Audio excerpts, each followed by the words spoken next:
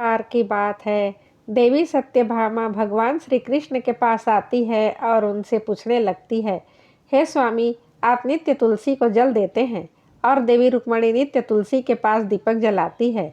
इसके पीछे क्या रहस्य है? कृपया आप मुझे तुलसी को जल देने का और तुलसी के पास दीपक जलाने का महात्म्य सुनाइए। भगवान श्री कृष्ण कहते हैं, हे देवी सत्यभामा, तुमने अत्यंत महत्वपूर्ण प्रश्न किया है। देवी तुलसी लक्ष्मी का ही अवतार है। देवी तुलसी भगवान विष्णु को अत्यंत प्रिय है, इसलिए मुझे भी सबसे अधिक प्रिय है।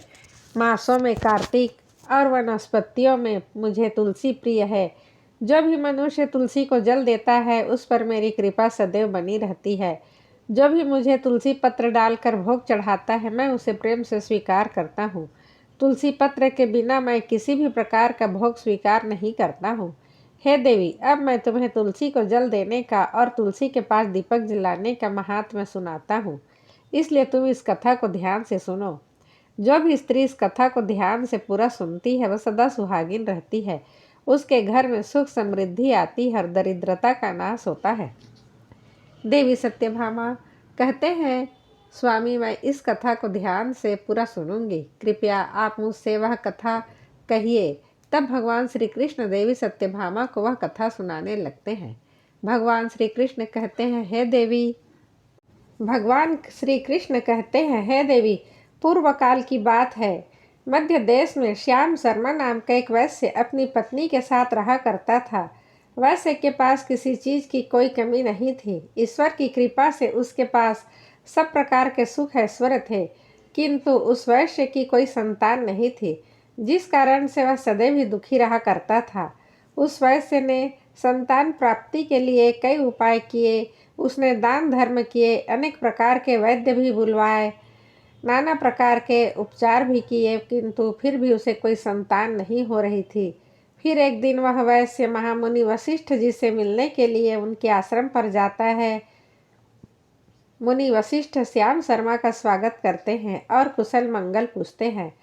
तब वह श्याम शर्मा मुनि वशिष्ठ जी से कहता है, हे मुनिवर, मैं अत्यंत दुखी हूँ। मेरी कोई संतान नहीं है और संतान के बिना मेरा उद्धार कैसे होगा। मैंने संतान प्राप्ति के लिए अनेक उपाय किए हैं, किंतु मुझे संतान नहीं हो रही है। कृपया आप ही बताइए कि मुझे किस कारण से पुत्र की प्राप्ति नहीं हो रही है। क्या मुझसे जाने अनजाने में कोई पाप हुआ है? तब मुनि वशिष्ठ जी अपनी दिव्य दृष्टि से श्याम शर्मा के पूर्व जन्म के बारे में जान लेते हैं। वशिष्ठ जी कहते हैं, हे वत्स, पिछले जन्म में तुम्हारे द्वारा घोर पाप हो गया था। उसी कारण से तुम्हें इस जन्म में संतान सुख प्राप्त नहीं हो रहा है।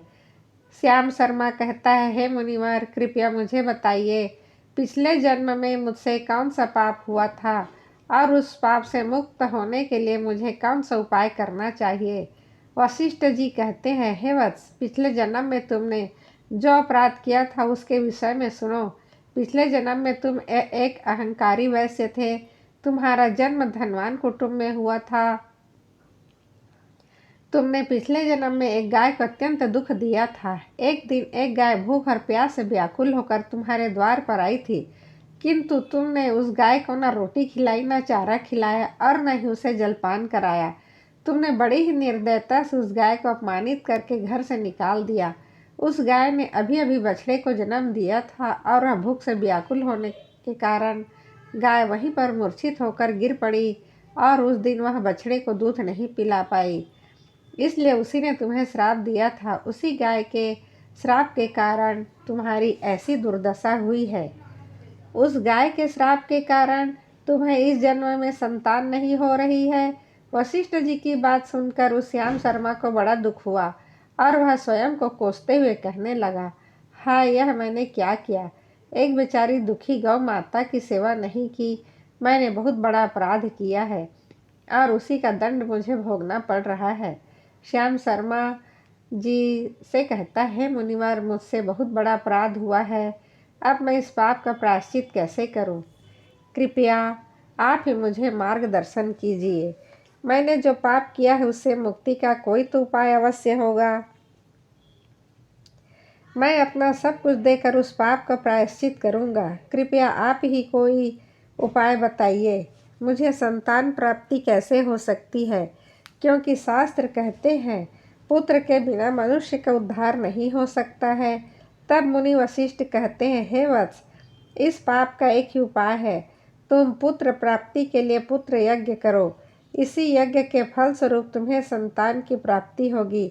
इस यज्ञ को संपन्न करके तुम ब्राह्मणों को भोजन कराओ, वस्त्र और गाय का दान करो, तभी तुम्हें इस पाप से मुक्ति मिलेगी। तब श्याम शर्मा वशिष्ठ जी को धन्यवाद देते हुए कहता है, हे मुनिवर, आपका कोटि कोटि धन्यवाद। मैं आपके कहे अनुसार अवश्य ही पुत्र यज्ञ करूँगा और ब्राह्मणों को गाय का दान करूँगा। इतना कहकर वह श्याम शर्मा शीघ्रता से अपने घर लौट आता है और अपनी पत्नी को सारी हकीकत सुनाता है। फिर दोनों ही पुत्र यज्ञ की तैयारी करते हैं। अनेक ऋषि मुनियों को निमंत्रण देकर वह श्याम शर्मा पुत्रेष्टि यज्ञ संपन्न करता है और उन्हें ऋषि मुनियों तथा ब्राह्मणों को गाय का दान करता है। यज्ञ के संपन्न होने के पश्चात यज्ञ की अग्नि से अग्निदेव प्रकट होते हैं और उस श्याम शर्मा से कहते हैं, हे श्याम शर्मा, आज तुम्हारा यज्ञ सफल हुआ। तुमने पुत्र प्राप्ति के लिए यह यज्ञ किया था, इसलिए तुम्हें मेरी कृपा से पुत्र की प्राप्ति होगी।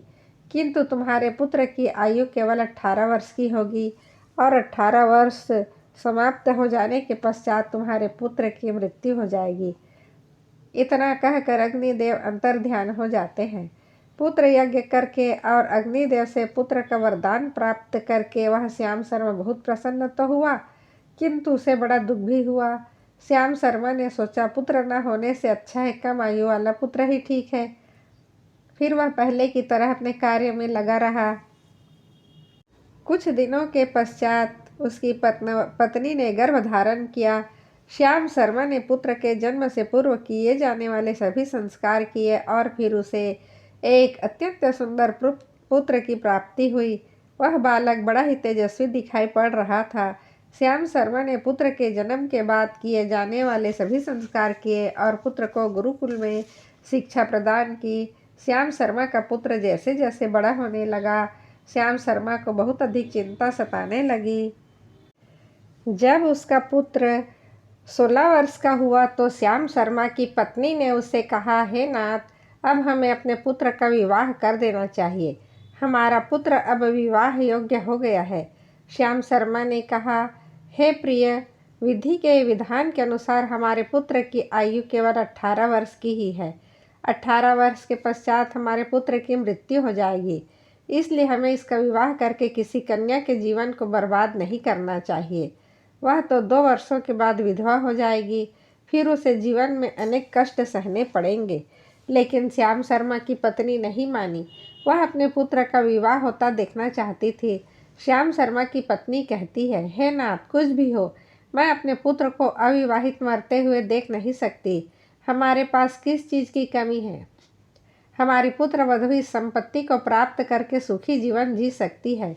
इसीलिए अब आप संकोच ना करें, हमारे पुत्र के लिए सुंदर कन्या की खोज करें। अपनी पत्नी के हठ के आगे श्याम शर्मा की एक न चली और फिर वह पुत्र के विवाह के लिए मान गया। फिर उसने पास ही के नगर में रहने वाले एक अत्यंत गरीब वैश्य की पुत्री के साथ अपने पुत्र का विवाह संपन्न किया। श्याम शर्मा की बहू का नाम सुभद्रा था। वह अत्यंत गुणवान, चरित्रवान और पतिव्रता नारी थी। वह अपने पति के मृत्यु की बात को नहीं जानती थी। सुभद्रा नित्य अपने सास ससुर और अपने पति की सेवा करने लगी। वह सभी के साथ बड़े प्रेम से रहती और कभी किसी की आज्ञा के उल्लंघन नहीं करती थी। उसने अपनी मधुर वाणी और कार्यकुशलता से सभी के मन को जीत लिया। इस प्रकार से 2 साल बीत गए और फिर वह समय निकट आया जब श्याम शर्मा के पुत्र की मृत्यु होने वाली थी। श्याम शर्मा को बड़ा भय लगने लगा। फिर एक दिन उसने अपनी बहू को बुलाकर कहा, क्षमा मांगते हुए कहने लगा, हे बहू, तुम मुझे क्षमा कर देना, मैंने तुम्हारे साथ बड़ा अन्याय किया है। सुभद्रा ने कहा, हे ससुर जी, आप ऐसा क्यों कह रहे हैं?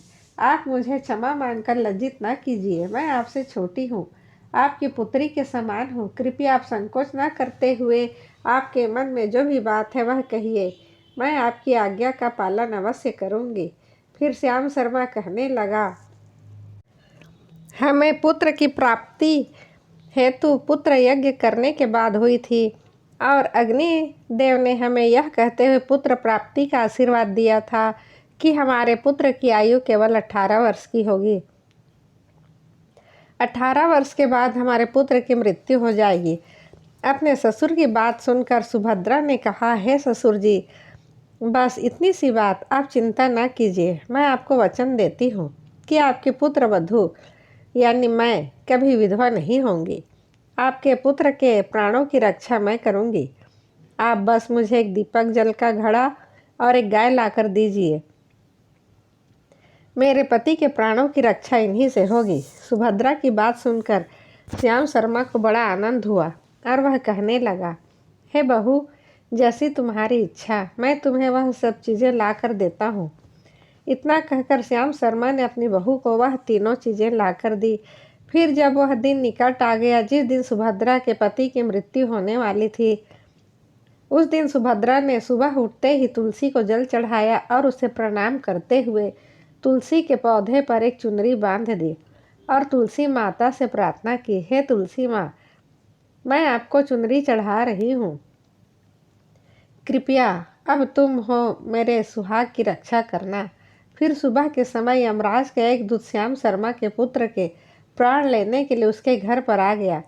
जैसे ही वह घर में प्रवेश करने लगा, तभी तुलसी के पौधे ने उसे रोक दिया और कहा, हे यमदूत, इस घर में निवास करने वाली स्त्री ने मुझे चुनरी चढ़ाई है और इसीलिए अब इसके सुहाग की रक्षा मैं कर रही हूँ। तुम इसके घर में प्रवेश नहीं कर सकते। इतना कहकर तुलसी ने यमराज के उस दूत को घर में जाने से रोक दिया। वह दूत भयभीत होकर सुभद्रा के पति के प्राण लिए बगैर ही यमपुरी लौट गया। यमपुरी में जाकर उसने यमराज से कहा, धर्मराज, मैं धरती लोक पर एक पुरुष के प्राण लेने गया था, किंतु तुलसी के पौधे ने मेरा रास्ता रोका। उस तुलसी के पौधे के कारण मैं घर में प्रवेश नहीं कर पा रहा हूँ। इस बात पर यमराज को बड़ा क्रोध आ गया। फिर उन्होंने 2 अन्य दूतों को बुलाया और कहा, हे दूतों, तुम अब शाम के समय सुभद्रा के घर पर जाओ। जब तुलसी का पौधा सो रहा होगा, तुम उसके पति के प्राण लेकर यमलोक आ जाओ। फिर शाम के समय यमराज के 2 दूत सुभद्रा के घर की ओर निकल पड़े। सुभद्रा ने शाम होते ही तुलसी के पास एक दीपक जला दिया और उससे प्रार्थना की, हे दीपक, अब तुम ही मेरे पति के प्राणों की रक्षा करो। यम के दूत मेरे पति के प्राण लेने के लिए आ रहे हैं। फिर शाम हो गई, तुलसी का पौधा सो गया और यमराज के 2 दूत सुभद्रा के घर के सामने आकर खड़े हो गए और सोचने लगे, अब तो इस मनुष्य के प्राण लेकर ही हम यमपुरी लौटेंगे। जैसे ही यम के दूत सुभद्रा के घर में प्रवेश करने लगे, तब तुलसी के पास लगाए हुए दीपक ने उनका रास्ता रोक दिया और कहा, हे दूतों, तुम अभी सुभद्रा के पति के प्राण नहीं ले जा सकते। उस स्त्री ने मुझे प्रज्वलित करके उसके पति के प्राणों की रक्षा करने की प्रार्थना की है, इसलिए अब मैं उसके पति के प्राणों की रक्षा कर रहा हूँ। इसलिए तुम आज इसके पति के प्राण नहीं ले जा सकते। तुम यहीं से लौट जाओ, नहीं तो मैं सब कुछ जलाकर भस्म कर दूंगा और मेरी अग्नि में तुम दोनों भी जलकर भस्म हो जाओगे। उस दीपक की बात सुनकर यमराज के दोनों दूत अत्यंत भयभीत हो गए और फिर से लौटकर यमराज के पास चले गए। वहां पर जाकर उन्होंने यमराज को सारा वृत्तांत सुनाते हुए कहा, हे धर्मराज, आपकी आज्ञा का पालन करते हुए हम दोनों शाम के समय उस पुरुष के प्राण लेने के लिए गए थे, किंतु तुलसी के पास लगाए हुए दीपक ने हमारा रास्ता रोक दिया, इसलिए हम खाली हाथ ही लौट आए हैं। यह सुनकर यमराज को बड़ा ही क्रोध आ गया। फिर उन्होंने अन्य 4 दूतों को बुलाया और कहा, हे दूतों, अब तुम सुबह सुभद्रा के जागने से पहले जाओ और उसके पति के प्राण लेकर आ जाओ। यमराज की आज्ञा पाकर वे यम के दूत सुभद्रा के घर सुबह के समय जाने लगे, लेकिन उधर सुभद्रा ने रात को ही घर के दरवाजे के सामने जल से भरा हुआ लोटा रख दिया और उससे प्रार्थना की, हे जल देवता, अब आप ही मेरे पति की रक्षा कीजिए। यम के 2 दूत मेरे पति के प्राण लेने के लिए आ रहे हैं। अब आप ही मेरे सुहाग की रक्षा कर सकते हैं। इतना कहकर वह सुभद्रा सोने के लिए चली गई। इधर यम के दूत सुबह सुभद्रा के जागने से पहले ही उसके घर पर पहुंच गए। जैसे ही वे घर के अंदर प्रवेश करने लगे तब उस लोटे के अंदर भरे हुए जल ने कहा, हे दूतों, रुक जाओ, अब तुम इस घर में प्रवेश नहीं कर सकते। यह घर अब मेरी सुरक्षा में है। मैं सुभद्रा के पति के प्राण तुम्हें लेकर जाने नहीं दूंगा। अगर तुमने इस घर में प्रवेश किया तो मैं नरक की अग्नि को बुझा दूंगा, जिससे सारा नरक लोग डूब जाएगा। यह सुनकर यमराज के चारों दूत घबरा गए और दूसरे की तरफ देखकर उस स्थान से भाग गए। वे सभी यम के दूत यमराज के पास लौट गए और उनसे कहने लगे, हे धर्मराज, आपकी आज्ञा का पालन करने के लिए हम चारों सुबह सुभद्रा के जागने से पहले ही उसके पति के प्राण लेने के लिए पहुंच गए थे, किंतु सुभद्रा के घर के बाहर रखे हुए जल के लोटे ने हमारा मार्ग रोक लिया और इसी कारण से हम उसके घर में प्रवेश नहीं कर सके। अब यमराज को बहुत ही अधिक क्रोध आ गया। इस बार उन्होंने 8 यमदूतों को बुलाया और कहा, हे यमदूतों, अब शीघ्रता से जाओ और बलपूर्वक उस मनुष्य के प्राण खींचकर यमलोक लेकर आओ। फिर वे 8 यमदूत यमराज की आज्ञा का पालन करते हुए पृथ्वी लोक पर उस सुभद्रा के घर के पास आते हैं तो देखते हैं उस सुभद्रा के घर के सामने एक गाय खड़ी है। सुभद्रा ने यमदूतों के आने से पहले ही अपने घर के सामने गाय को बांध दिया था और गौ माता से विनती की, हे गौ माता, आज यमदूत मेरे पति के प्राण लेने के लिए आ रहे हैं। अब आप ही मेरे सुहाग की रक्षा कर सकती हैं। गौ माता, मैं आपके शरण में आई हूँ, आप कृपया मुझे विधवा होने से बचा लीजिए। उस गाय ने कहा, हे पुत्री, तुम चिंता मत करो, तुम्हारे पति के प्राणों की रक्षा मैं स्वयं करूँगी। मेरे होते हुए यम के दूत तुम्हारे घर में प्रवेश नहीं कर पाएंगे, इसीलिए तुम चिंता से मुक्त होकर घर में अपने पति की सेवा करो। फिर जैसे ही वे यमदूत घर के अंदर प्रवेश करने के लिए आगे बढ़ते हैं तब वह गाय उन्हें रोक देती है और कहती है, हे यमदूतों, तुम यहीं से लौट जाओ, इस घर में तुम लोग प्रवेश नहीं कर सकते। इस घर की रक्षा मैं कर रही हूँ, मेरे रहते कोई भी इस घर के अंदर प्रवेश नहीं कर सकता। यदि तुमने घर के अंदर प्रवेश करने का प्रयत्न किया तो मैं तुम सभी को श्राप दे दूंगी। अगर तुम्हें इस घर के अंदर प्रवेश करना है तो तुम्हें पहले मेरे प्राण लेने पड़ेंगे।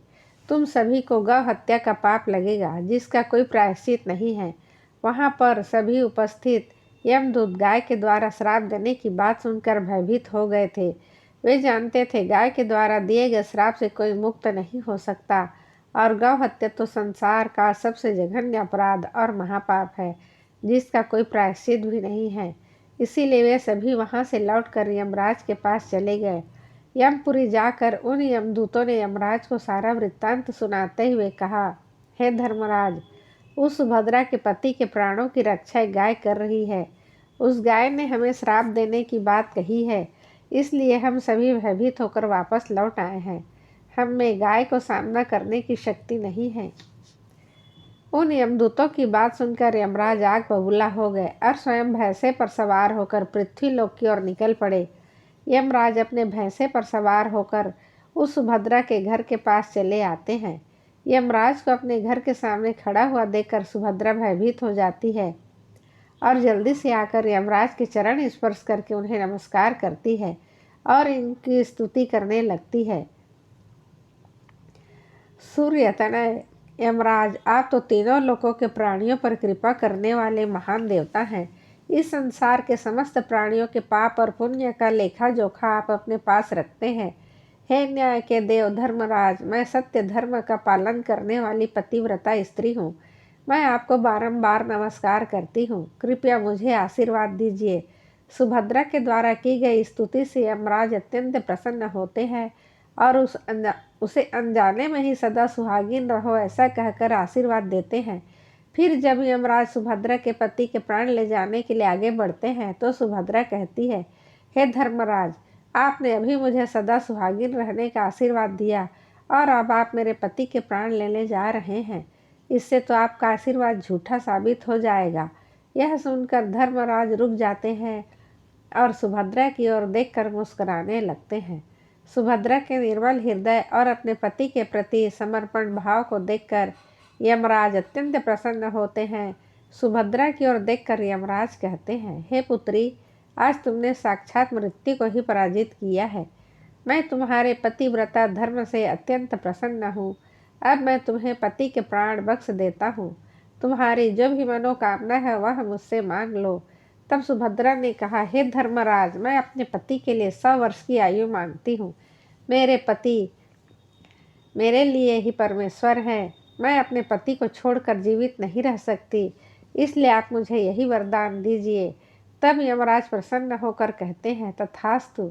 हे कल्याणी, आज से जो भी स्त्री अपने घर के सामने तुलसी का पौधा लगाती है, तुलसी के पास शाम को दीपक जलाती है, जिस घर के सामने गाय बंधी होती है और जो स्त्री अपने घर के सामने जल का लोटा रखती है, उसके घर में कभी मेरे दूत प्रवेश नहीं करेंगे।